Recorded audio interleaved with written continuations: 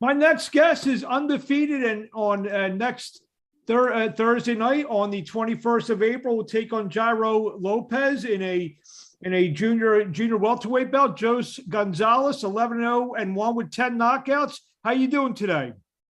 I'm doing well. How about you? I'm doing great. Thanks for joining me. Got this fight coming up, on April 21st against Jairo Lopez, good veteran fighter. Joe said to talk about the fight a week out.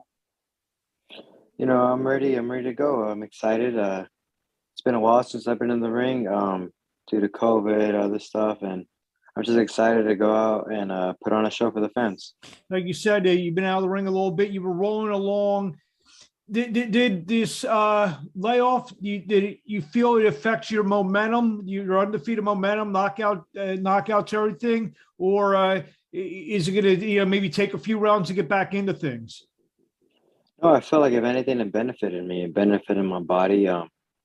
The fight before the pandemic, which I had in August of 2019, my left shoulder popped out 8 times in the fight. So that's why I was sidelined until I was going to fight in March of 2020, but then COVID hit and I got scratched.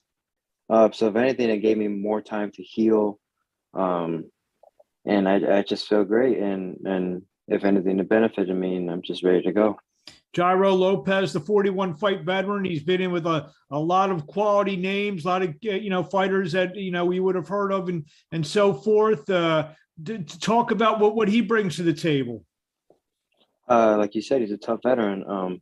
He's a veteran, crafty veteran, and he's been in there with some up and coming names. Marcelino Lopez, Luke Campbell, I've seen. Those are some guys that he's been in there with, and they're tough fighters. I know he's tough. He can take a punch. I've seen him. He gets hit, goes down, comes up, comes back fighting even harder. And I'm looking forward to it. I know there's no quit in him, and I just want to go out and show and take him out earlier than those guys.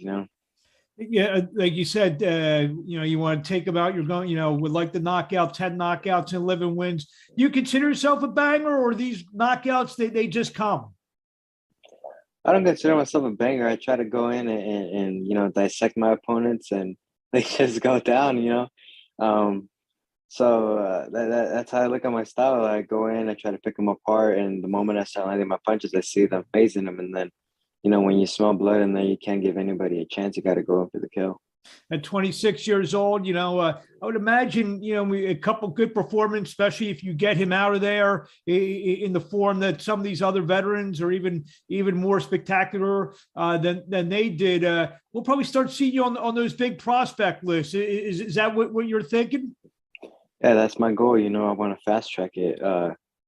COVID benefited me, and the layoff benefited me, but it also took away a lot of time for me. So I want to make up from that time, and how I do that is by going out and putting on a show, and not just going winning unanimously. Is knocking them out and fast tracking it.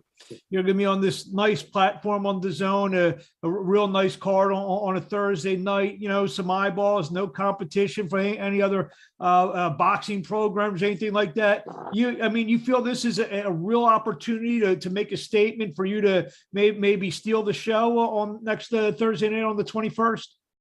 Yeah, I feel like it's a great opportunity to steal the show. Tough veteran. Like you said, a Thursday, not many other shows on. So all eyes will be on DAZN, and that's the goal, is to go out, steal the show, and make a statement. Now that you're back at it, hopefully injury free, COVID free, the whole 9 yards. How many times would you like to fight this year? After this, another 4 times. That's a goal. That's a goal. If I keep on getting him out of there early, take no damage, hey, on to the next one. I see a bunch of fights at 35, your last fight at 40. Where does Jousce Gonzalez want to campaign at? I went on a campaign at 135. The only reason I did 140 was because it was like a 10-day notice. And I was like, I take my weight cut serious. I can do 140. And I ended up fighting an 147-pounder. I'm ready to go, whatever weight, but my preferred weight is 135. For some of the fans who don't know you, tell us a little bit about yourself. When did you start boxing, the little amateur pedigree? I started boxing when I was 8 years old. So in in August. It'll be 18 years.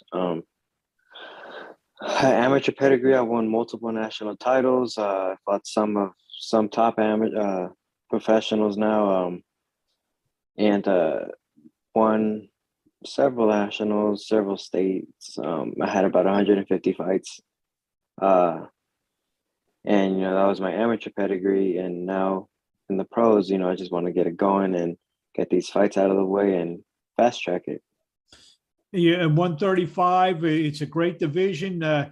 Hopefully, some of those big names are still going to be available for you, not moving up or moving out by the time it's your time. Is that what you're? I mean, you're saying you've said fast track a couple of times during this interview. Is that the goal to get in there with your Golden Boy stablemate Ryan Garcia or a Haney or Cambosis or some of the other big names there?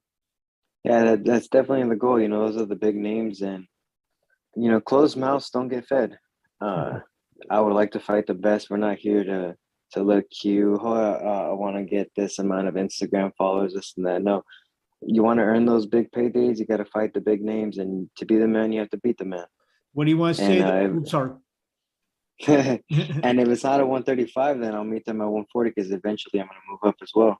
There you go. What do you want to say to the fans in closing before we see you on Thursday, April 21st against Jairo Lopez live on DAZN from the Fantasy Springs in Indio? Be sure to tune in next Thursday on DAZN. It's going to be a great night of boxing. All eyes will be on DAZN, and I'm just excited, and I'm ready to give you guys a great show. Well, we wish you the best of luck. It was a pleasure speaking with you, and we'll talk to you along the way.